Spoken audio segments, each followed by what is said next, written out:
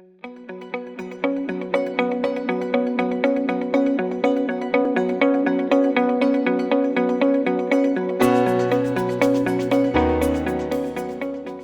2011 study reports that in comparison with other nicotine replacement products, Chantix was 8 times more likely to be linked to reports of suicidal behavior or depression.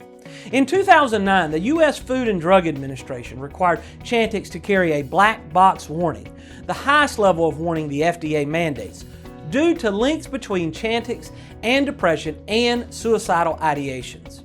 Chantix may also be linked to heart failure. The Canadian Medical Association performed a study in 2011 and found that those taking Chantix were 72% more likely to suffer serious heart problems. The FDA is currently investigating Chantix, but has yet to recall the drug. If you or someone you love suffered from depression or heart failure while taking Chantix, give us a call.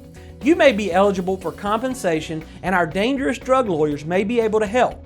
Call us for a free case evaluation at 1-866-844-4262.